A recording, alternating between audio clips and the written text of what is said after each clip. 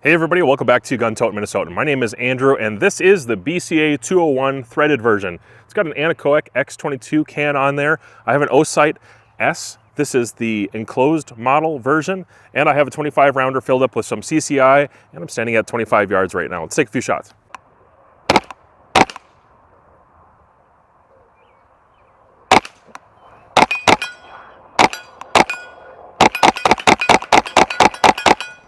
Let's talk over some of the features. Obviously, it is threaded with a roughly 16-inch barrel. It's a heavy contour barrel. If I remember right, I think this is a .92 contour, and I have that anechoic X22 can on there. Incredibly lightweight, does not disturb my point of impact, doesn't have a dramatic shift, but a really nice stainless barrel.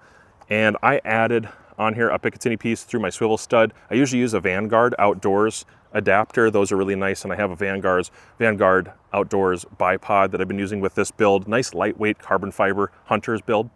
Anyways, the receiver has an integral, let's focus, the receiver has an integral Picatinny rail, so it doesn't have any MOA built into it, and an easy solution to that if you need to shoot further or you need some MOA would be rings. It's pretty common nowadays. Most people get cantilevers, most people get 20 MOA built or 30 MOA built into their rings as well, so it's an easy way to mitigate that if you just need more inclination for your scope and you're going to shoot it a bit further. For me, I opted to go with a red dot for about half the time and an optic half the time in this review, but I will tell you that the majority of the time that you see this, it's going to be with a red dot because I like this as a small little hunter build, and I've had this with me now at work all the time. I can pull it out of my bag and throw on a can and throw in a magazine. I can shoot all the gophers I want for a long time with this.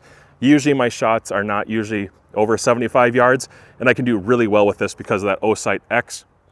So I haven't had to worry about mounting a scope on here very much, and when I did some scope testing, you'll see that I went with a smaller size scope, not a monster, more of like a 3-18, which was plenty enough for this build. The stock itself, length of pull, is good with a red dot with me. With a scope, I usually have to cantilever forward just a little bit.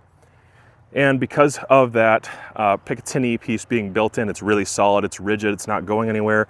It's really, really a firm matchup between the stock, the barrel, and the receiver. Everything feels really tight, which makes me happy. In fact, the threaded end cap was really nicely threaded, very precision machined, which is exactly what you need to see. Some advantages of this stock would be that it has a flat portion underneath, so whether you're resting that on a bag, which I've done plenty of shooting that way, I actually zeroed it that way, resting on a bag, or you're resting on a fence post or a tree limb, a backpack, which is something I do very often, it's really a nice non-rounded bottom piece. But then the sides have this texture. I'll come in a little closer. So there's some texture on the stock. There's your flat portion, and here's the sides. And that allows you to get a good grip on it. Feels nice in hand, it's pretty comfortable. And length of pull works for me with this red dot really well. Hand position is really nice in the sweep right here. As far as stocks go, a lot of times they're on chassis, but this is a stock I actually really like. I have a chassis sitting that's empty right now, and I'm not gonna put this in it because I actually like this stock so much, the way it's configured. The one thing I'll probably add to what you're seeing right now would be a sling. I would like to throw a sling on here just so it's easier to carry it around rather than always shouldering it like this. I prefer to run a sling with hunting guns in general. The magazines, I've run 10 rounders, 15 rounders, and 25 rounders, and they've all done phenomenally well. And this trigger has been very easy to control. As I already showed you, I can go slow and pretty accurate, and I can go fast if I really want to. Reliability for magazines has been like near 100% as far as installation and removing. I don't have issues with the Hogue stocks in general. They're usually pretty good, but this one in particular has given me zero issues. It's not floppy and rattly. Everything seems to fit really tight. If you're not familiar with the operations of a 1022, that's basically what this is built off of, and I'm gonna come in a little closer and show you. So when you first get it, you'll have it closed like that, probably with no magazine in, and I am safe right now, safety check. So this configuration right here, if you want to lock it open, you're gonna use this extended charging handle that BCA uses on a lot of their builds. They're 9mm side chargers, their AR side chargers. I've done some reviews on their AR-10 side chargers. It's basically the same mechanism. I really like it, and I don't find it to slow the bolt down. You're gonna pull back, and then you're gonna press this button right here. That's gonna retain it. This paddle here is for your magazine, for releasing So you press that, pull that out. But behind that, this is for your slide release. So if I wanted to release my slide now, I'm gonna pull back, press the button, release the slide.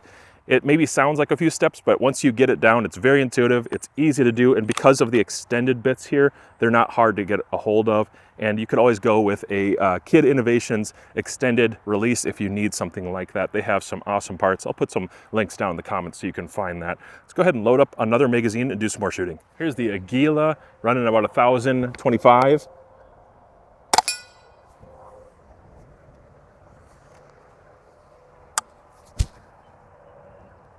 Okay.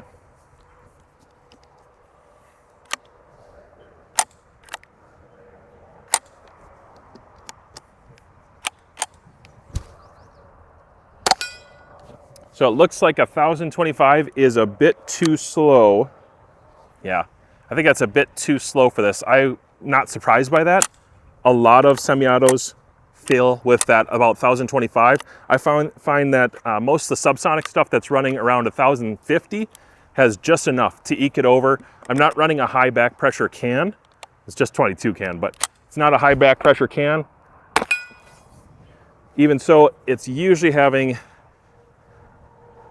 a stovepipe of some sort and not quite getting that next round picked up off the magazine and put in the chamber. So I'm gonna say the Aguila is just a bit too slow if you're running the 1,025 stuff, but the Ely has done well and a lot of the CCI subsonic has done really well. Now in the first review I did of the non-threaded BCA 201, that one loved Normatec, just regular old Normatec, not even match, although the match shot well, just regular old Normatec did good. And so with this one, it actually shoots tighter, the CCI standard velocity, but it still can run Normatec, and it's slightly over the sound barrier. Oh, hang up. Of course, right after I say that. But we're gonna keep that in there because I want you to know how this turns out. The gumminess of the Normatec changes from lot to lot, and I have to be fair about this. I think some of the earlier lots I had were much drier, and the recent stuff I've had is much gummier. It's kind of inconsistent. I can actually see it on the bullets. It just is way more gummy. And so it sometimes gets one stuck in there, and I wouldn't actually blame the rifle for that because this has a proper chamber for what I'm doing. I think it's the ammo. So Normatec, usually it's been okay. It might be hit and miss depending on how well they do with their ammo. Let's move on to Federal 45 grain copper plated. Okay, here's the American Eagle Suppressor Ready 45 grain.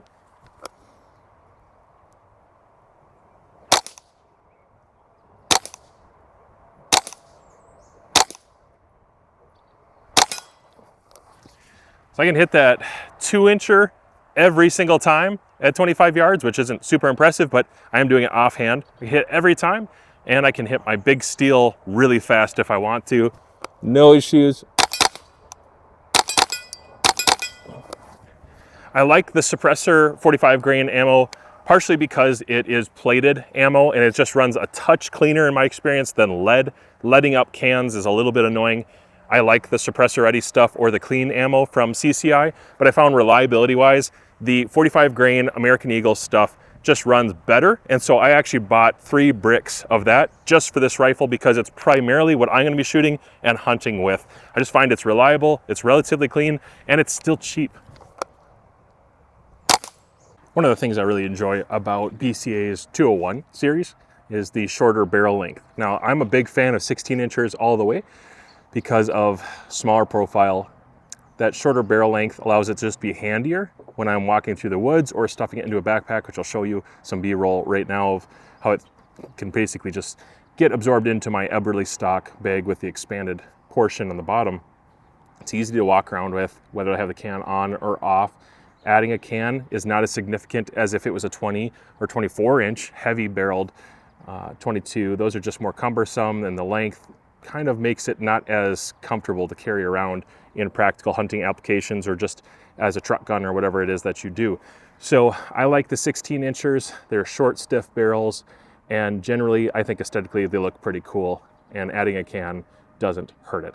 I have a chronograph out because I want to show you also that velocities are still reasonable. I don't think the extra 2 inches is going to give you much trouble. You're not going to give up a lot in velocity running a 16 versus an 18.5. And so I've got my target at 80 yards from right here. I'll run 5 of the CCI, and then I'll show you those numbers, and I'll run 5 of the Federal American Eagle 45 grain copper plated. All right, here's 5.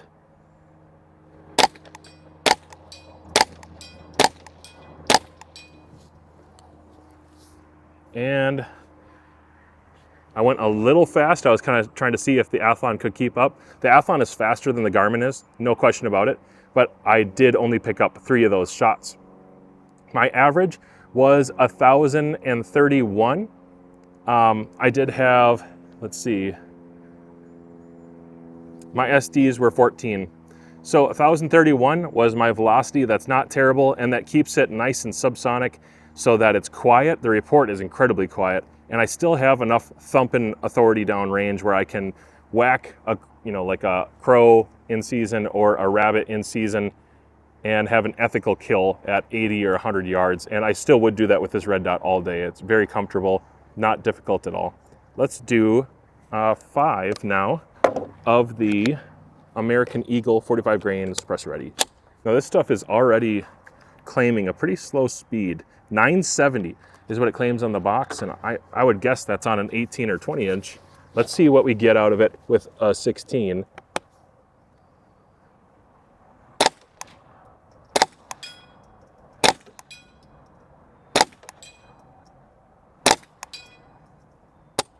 Okay, there's the 5. And you know what? Not too different. I got an average of 971. That's impressive. So if anything, it was chronographing about 1 foot per second faster than advertised velocity on the box. 971, yeah, that's really great. So with a 16-inch barrel, you're not giving up a lot, but you are adding a lot in stiffness, rigidity of the barrel, maybe less harmonic issues and sensitivities. And when you throw a can on there, it's just less likely to be affected in my personal experience. And additionally, it just doesn't add much to your overall length for your entire setup.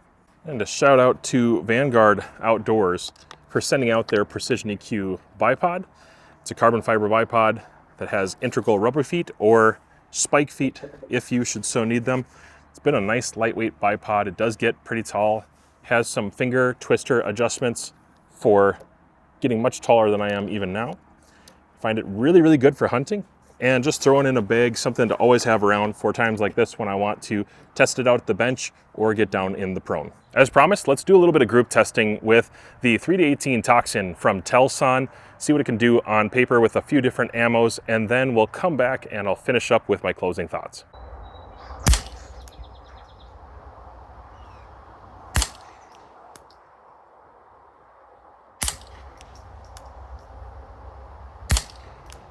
It's a little hard to understand what's going on with these projectiles, but most of the projectiles at 100 yards are winding up with some stringing in them and just not really consistent. So I'm going to keep playing around with ammo because this is probably the 4th different kind of ammo I've tried, and I'm seeing a lot of stringing. Sometimes not this much stringing, but it looks like CCI was a little too stringy for me to accept even for a budget rifle. So I'm going to move to another kind of ammo and see what we can do.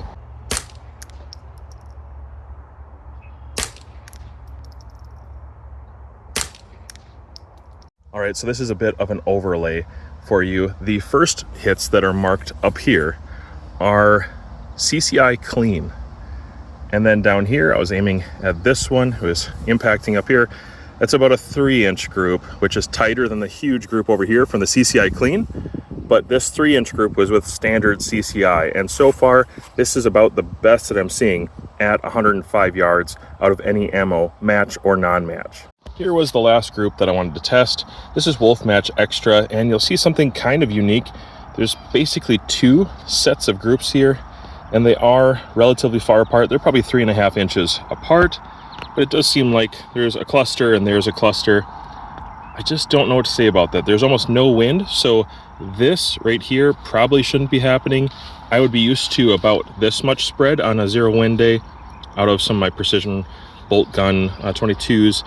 So there's a little more spread and deviation than I know what to do with here or how to attribute it.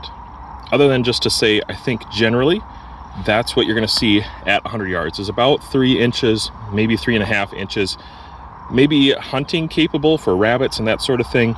Still a fun gun, still being threaded. You can do some stuff with it. If you're going to shoot CCI, you're going to get similar results. So you don't have to spend extra money on the match ammo because match ammo wasn't really doing any better. So the CCI looks like it's going to give you about the standard result, and that's what you can expect out of that barrel at 105 yards. At about 50 yards, I'm seeing 1.5 inches for results, sometimes 1 inch. Something else that I can say as a positive, and this is definitely a positive, is it suppresses really well. It does get dirty, of course, like they all do, but it's super quiet, and it's been suppressing amazingly well. Consistency is really good for reliability. I'm finding that most rounds operate pretty good out of this, and I'm just really happy to see that it doesn't have issues with reliability, because that would be so frustrating. When it comes to budget rifles, that is a common issue you're going to have, and budget ammo, that's a common issue you're going to have. But for the most part, right now, I'm finding that reliability is actually pretty darn good, suppressed or unsuppressed. I've only had about 3, well, it's 3. I've had 3 malfunctions in about 400 rounds.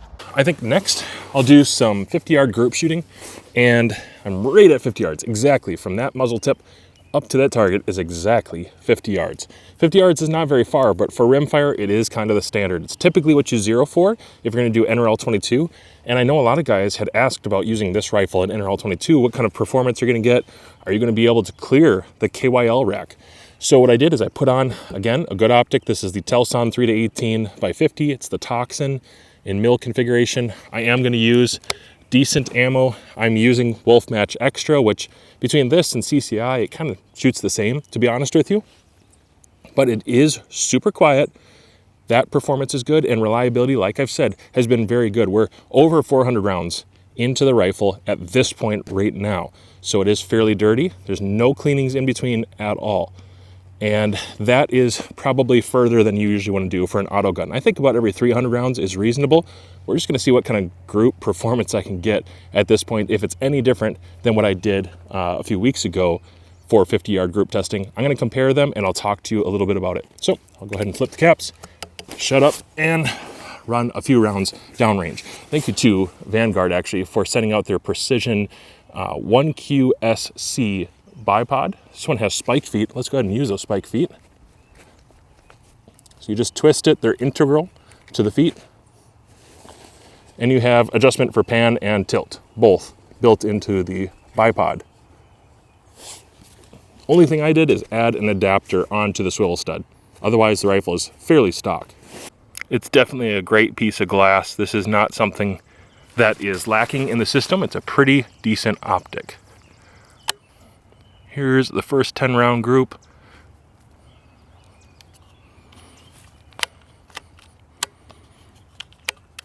You can definitely feel a little grit in there from powder, lead, all that getting into the action.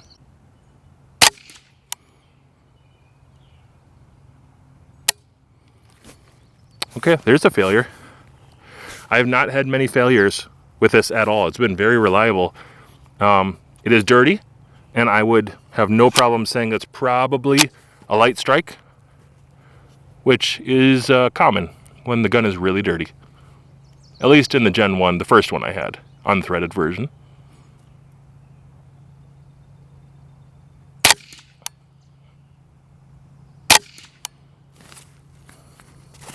Bugs are coming out.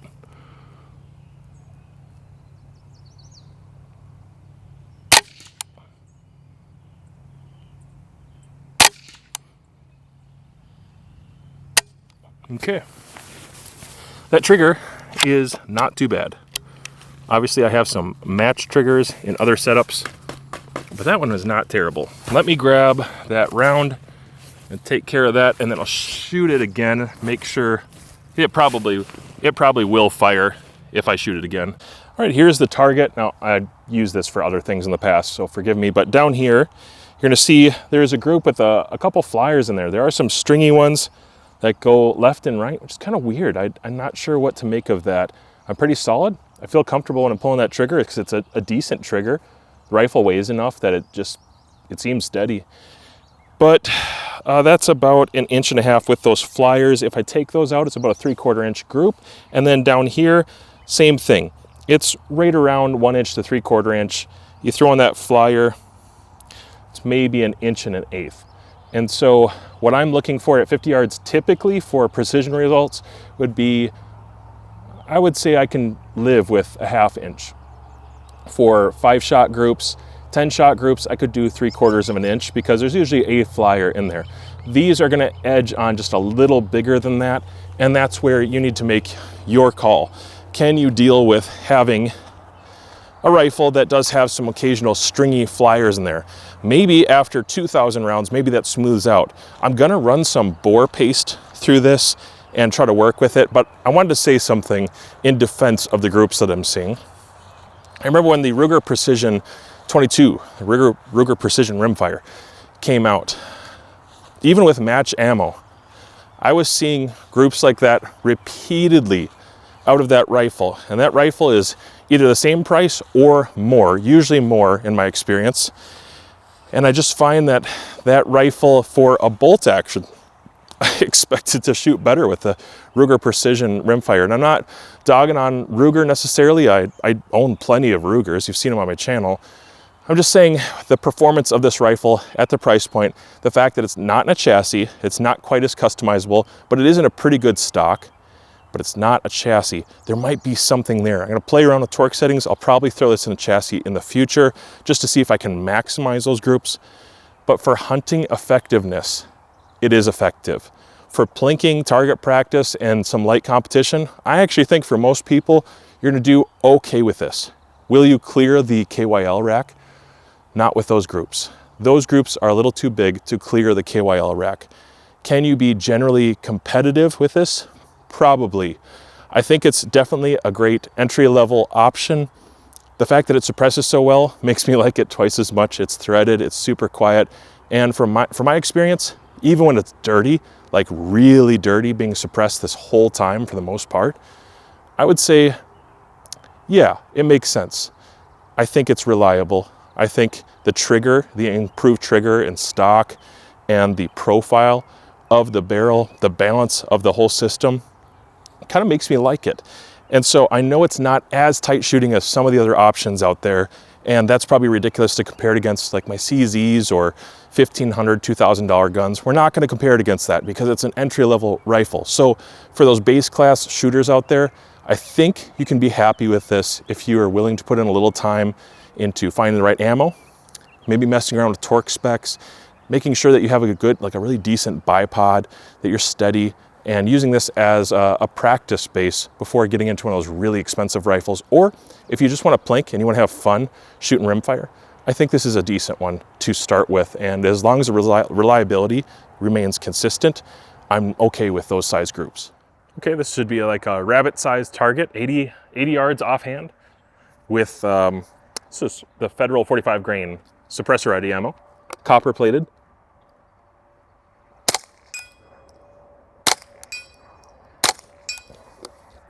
That's 3 dead rabbits at 80 yards with the Osight S. Really a big fan of this dot. I've been enjoying it on this because of the height of the cheek riser.